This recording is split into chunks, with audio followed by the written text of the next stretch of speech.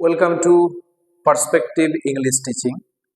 West Bengal School Service Commission 2025 group C এবং group D form fill up চলছে। Last date ডিসেম্বরের 3 তারিখ পর্যন্ত ছিল। তোমরা জানো যে ডেটটা এক্সটেন্ড করেছে ডিসেম্বরের 8 তারিখ পর্যন্ত ফর্ম ফিল আপ চলবে। যারা এখনো পর্যন্ত ফর্ম ফিল আপ করতে বাকি আছো, এখনো করনি, তারা ফর্ম ফিল আপ করে নাও। এটা একটা সুযোগ, গ্রুপ সি গ্রুপ ডি দুটো পরীক্ষায় তোমরা দিতে পারবে। আমি তোমাদের জন্য আমার পার্সপেক্টিভ ইংলিশ টিচিং যে প্ল্যাটফর্ম আছে ইউটিউবে, সেখানে গ্রুপ সির যে জেনারেল ইংলিশের সাবজেক্টটা আছে, সেই সাবজেক্টের সমস্ত রকম তথ্য আমি তোমাদের আমার এই চ্যানেল থেকে প্রোভাইড করব। তোমাদের যেটা সবচেয়ে বড় করণীয় সেটা হলো, যদি আমার ক্লাস ভালো লেগে থাকে আমার চ্যানেলটাকে শেয়ার করে দেবে তোমাদের পরিচিতদের কাছে, আর ভিডিওটা ভালো লাগলে অবশ্যই সাবস্ক্রাইব অ্যান্ড লাইক করে দেবে। যদি কোনো প্রয়োজন হয়, তথ্যের প্রয়োজন হয়, কমেন্ট সেকশনে কমেন্ট করতে পারো বা স্ক্রিনে দেওয়া হোয়াটসঅ্যাপ নাম্বারে আমাকে হোয়াটসঅ্যাপও করতে পারো। সমস্ত তথ্য আমি তোমাদের প্রদান করব জেনারেল ইংলিশের বিষয়টাতে। এই ইংলিশের কোনো রকম সমস্যা আমি তোমাদেরকে থাকতে দেব না। তোমরা বিশ্বাস করে আমার চ্যানেলটাকে সাপোর্ট করতে পারো। তো গ্রুপ সি অর্থাৎ যে ক্লার্ক পোস্ট আছে, সেই ক্লার্কের যে সিলেবাসটা, জেনারেল ইংলিশ সিলেবাসটা আছে, দেখো আমি তোমাদের সামনে প্রেজেন্ট করেছি। তোমরা ইতিমধ্যে অবশ্য সিলেবাস দেখে নিয়েছো, তাও আমি তোমাদেরকে আজ সিলেবাসটা সম্পর্কে আলোচনা করছি। আমি পরপর আমার ক্লাসের মধ্য দিয়ে তোমাদেরকে আমি ভিডিও পোস্ট করে যাব। তোমাদের কাছে আমি সমস্ত রকম তথ্য গ্রামারের প্রদান করব। দেখো প্রথমে সিলেবাসটা দেখো। West Bengal School Service Commission group C clerk পোস্টের জন্য যে জেনারেল ইংলিশ সিলেবাস। আচ্ছা, তার আগে বলে দিই, টোটাল মার্কস থাকবে, টোটাল মার্কস 60। আমরা 60 নাম্বারের এক্সাম অ্যাটেন্ড করব। তার মধ্যে থেকে যে জেনারেল ইংলিশের পার্টটা আছে, সেখানে আমরা 10 নাম্বার পাবো। কত নাম্বার? 10 নাম্বার। এই 10 নাম্বারের জন্য আমরা কি কি প্রিপেয়ার করব? দেখো প্রথমে বলেছে যে গ্রামার পোর্শনের প্রিপোজিশনস সিঙ্গুলার অ্যান্ড প্লুরাল।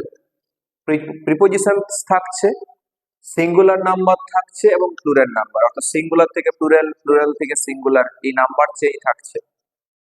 2 নম্বর বলেছে দেখো সিনোনিমস অ্যান্ড অ্যান্টোনিমস, সমার্থক শব্দ, বিপরীতার্থক শব্দ, শব্দের ছক থাকছে।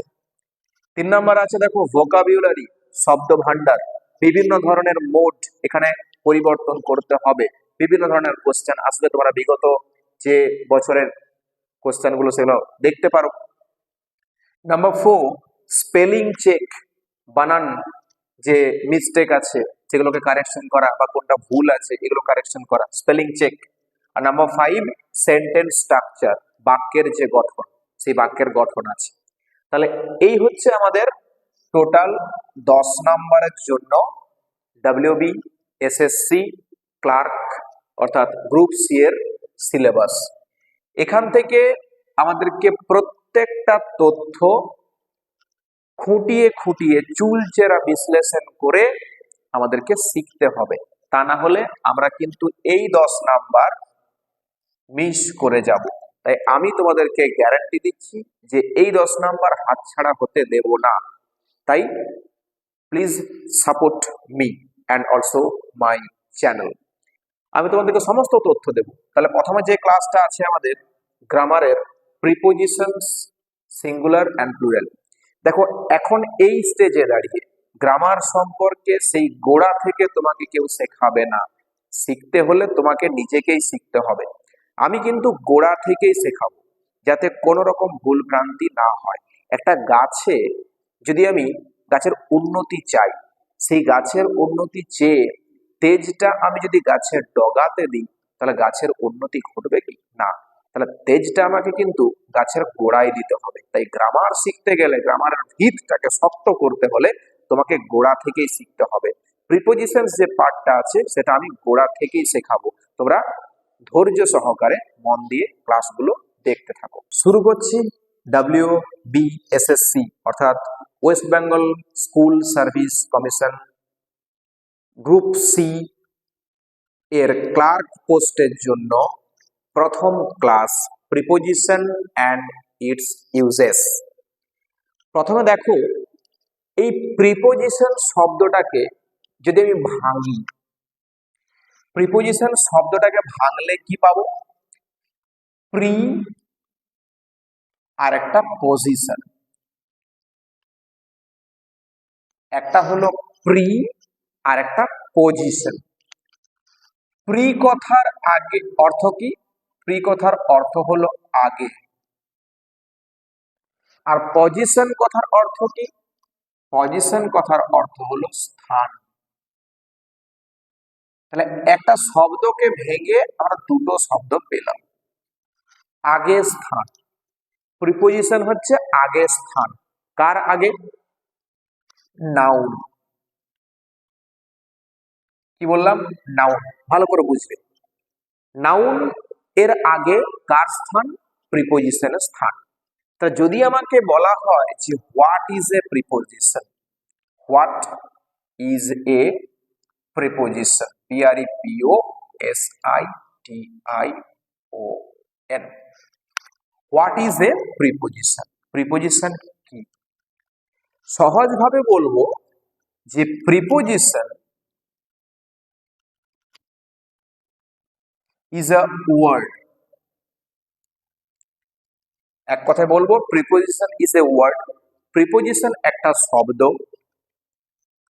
দ্যাট ইজ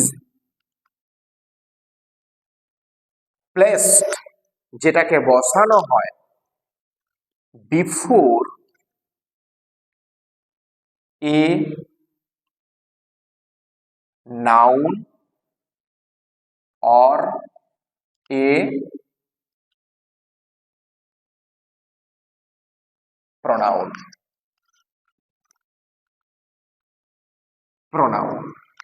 তাহলে preposition is a word that is placed before a noun or a pronoun।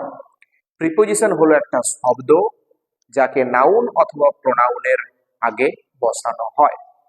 এবার নাউন সম্পর্কে একটু তথ্য বলে দিই, যেহেতু জানছি আমরা সম্পূর্ণভাবে জানি। নাউন কত ধরনের আছে? গ্রামাটিক্যাল পোর্শনে নাউন আছে, প্রথমত বলি প্রপার নাউন, প্রপার নাউন। 2 নম্বর আছে কমন নাউন, 3 নম্বর আছে কালেকটিভ নাউন, 4 নম্বর আছে ম্যাটেরিয়াল নাউন, 5 নম্বর আছে অ্যাবস্ট্রাক্ট নাউন, অ্যাবস্ট্রাক্ট নাউন। আর 6 আছে gerund, GERUND, gerund or verbal noun. এই এত ধরনের গ্রামাটিক্যাল পোর্শনে নাউন আছে। Proper noun, common noun, collective noun, material noun, abstract noun, gerund or verbal noun. আর প্রোনাউন, এই প্রোনাউনের বিষয়টাও বলে দিই, PRONOUN। প্রোনাউন পার্সোনাল প্রোনাউন আর possessive pronoun. Possessive pronoun, personal pronoun আমরা বিভিন্ন রকম প্রোনাউনগুলো জানি, আমরা ব্যবহারও করি, যেমন I, we, she, you, your, they, he, us, there, her, his, এই ধরনের কিছু প্রোনাউন আছে পার্সোনাল। এগুলোকে যখন পজেসিভে রূপান্তর করা হয় তখন কি মাইন, আওয়ার্স, হার্স, দেয়ার্স, আবার আছে হিজ, ইয়োর্স, এই সমস্ত। তাহলে এই নাউন এবং প্রোনাউনের আগে যে শব্দ বসছে তাকে আমরা প্রিপোজিশন বলবো। বাংলা একটা সংজ্ঞা আছে যে নাউন অথবা প্রোনাউনের আগে যে শব্দ বসে বাক্যের অন্যান্য শব্দের সঙ্গে সম্পর্ক তৈরি করতে পারে সেই শব্দটাকে আমরা বলবো প্রিপোজিশন। সম্পর্ক তৈরি করতে হবে সঠিকভাবে। ধরো কোনোটা আত্মীয় বাড়ি গেছি, প্রথমবার গেছি, তো সেখানে যে ওই যে আত্মীয়দের সঙ্গে প্রথমেই তো আমি সম্পর্কটা মধুর করে নিতে পারবো কি না, আড়ষ্ট বোধ হবে, দ্বিধা বোধ হবে, সবার সঙ্গে কথা বলতে পারবো না, লজ্জা বোধ হবে। ঠিক তেমনি এই যে প্রিপোজিশনটা আমরা বসাবো সেখানে নাউন বা প্রোনাউনের সঙ্গে বা বাক্যের অন্যান্য শব্দের সঙ্গে অবশ্যই আমার সম্পর্কটা থাকতে হবে, তা না হলে কিন্তু প্রিপোজিশনটা ভুল হয়ে যাবে। তাই কোথায় কোথায় সঠিক প্রিপোজিশন বসে এটা আমাদেরকে জানতে হবে। প্রিপোজিশন সম্পর্কে প্রথম ধারণা তাহলে কি পেলাম আমরা, নাউন অথবা প্রোনাউনের আগে যে শব্দ বসে বাক্যের অন্যান্য শব্দের সঙ্গে সম্পর্ক তৈরি করতে পারে তাকে আমরা বলবো প্রিপোজিশন। প্রিপোজিশন। এরপর ছোট্ট একটা ধারণা দিই। প্রিপোজিশন আমরা ক্লাস 6 থেকে পাবো। ক্লাস 6 বেসিক্যালি বলতে গেলে 5ও আমরা পাই। ক্লাস 5 থেকে আমরা প্রিপোজিশন এর সম্পর্কে পরিচিত হয়ে যাই। তাহলে সেখানে তো প্রিপোজিশনের সম্পূর্ণ ভাগগুলো দেওয়া থাকে না, বা সেই প্রিপোজিশন গুলোকে কাজে লাগিয়ে আমরা কিন্তু আমাদের যে টার্গেট WBSSC সেখানে কিন্তু সফল হতে পারবো না। আমাদেরকে কিছু অ্যাপ্রোপ্রিয়েট প্রিপোজিশন মুখস্থ রাখতেই হবে, সেগুলোকে ওয়ার্ক আউট করতেই হবে, সমাধান করতেই হবে। একটা ছবির মধ্য দিয়ে একটা ধারণা দিচ্ছি। এটা সাধারণভাবে বোঝার জন্য বলছি, বিশেষ এখান থেকে বেসিক্যালি আমরা তথ্য পাবো না, এর জন্য আমাদেরকে আরো প্র্যাকটিস করতে হবে। কিন্তু প্রিপোজিশন বিষয়টাকে বোঝাচ্ছি জাস্ট ছোট্ট একটা ছবির মধ্যে। একটা বক্স, এই বক্সের আমি এই পোর্শনটাকে ভালো করে দেখাচ্ছি যে এটা হলো বক্সের আপার পোর্শন। এই পোর্শনটা, এই আপার পোর্শনে আমি যদি একটা বলকে রাখি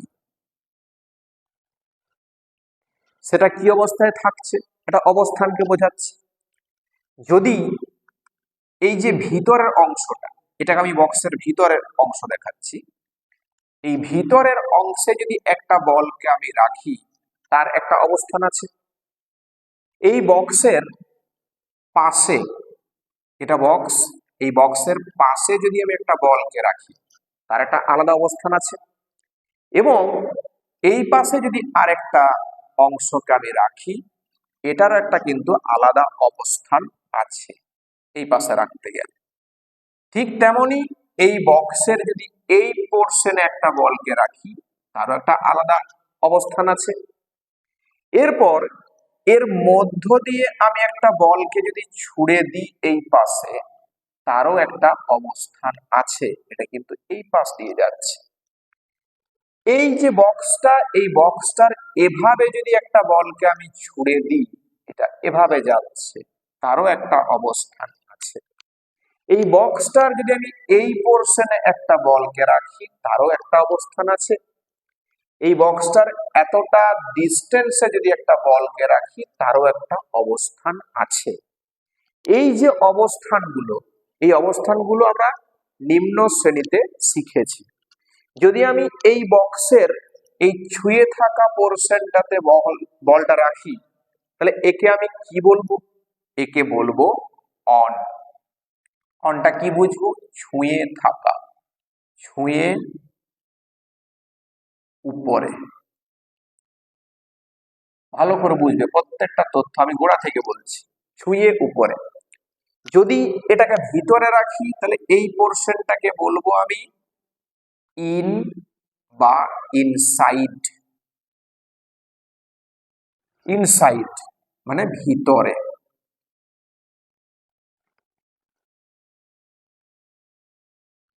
ভিতরে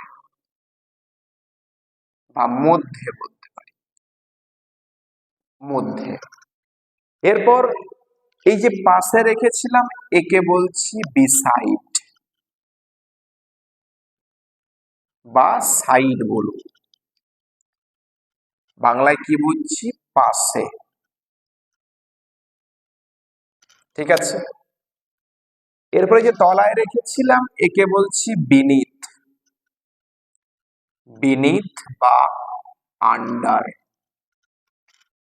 বাংলায় বলবো তলায় বা নিচে।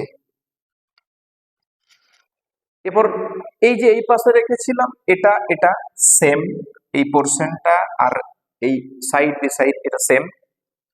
এবারে মাঝখান দিয়ে একটা বলকে ছুড়ে দিয়েছিলাম, এটা বলবো THROUGH, অর্থাৎ মধ্য দিয়ে, মধ্য দিয়ে। এবার আড়াআড়ি একটা বলকে ছুড়ে দিয়েছিলাম, এটাকে বলবো ACROSS, অ্যাক্রস মানে কি বলবো, আড়াআড়ি, আড়াআড়ি। এবার এই যে একটু উপরে রেখেছিলাম বক্সটার, একে বলবো OVER, ওভারের বাংলা কি বলবো, না ছুঁয়ে উপরে। এবার সব থেকে উঁচুতে রেখেছিলাম একে বলবো অ্যাবাভ, বাংলায় বুঝবো সবচেয়ে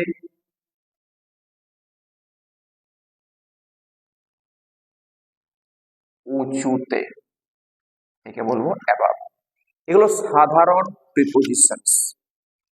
এই সাধারণ প্রিপোজিশনস দিয়ে তো আমাদের কাজ হবে না, আমাদেরকে আরো ভিতরে যেতে হবে। প্রত্যেকটা ব্যবহার আমাদেরকে নখদর্পণে রাখতে হবে, তবেই আমরা প্রিপোজিশন সম্পর্কে স্মার্ট হতে পারবো। পরবর্তী ক্লাসে আমি তোমাদেরকে প্রিপোজিশন সম্পর্কে একটা ব্রড আইডিয়া প্রদান করব। আজকের ক্লাসটা এই পর্যন্তই। যদি ভিডিওটা ভালো লাগে অবশ্যই শেয়ার করে দেবে, আর কমেন্টের মাধ্যমে জানিও তোমাদের কি কি প্রয়োজন, আমি ইংলিশ সম্পর্কে সবকিছু তোমাদেরকে প্রদান করব। Till then, keep watching the videos. Thank you.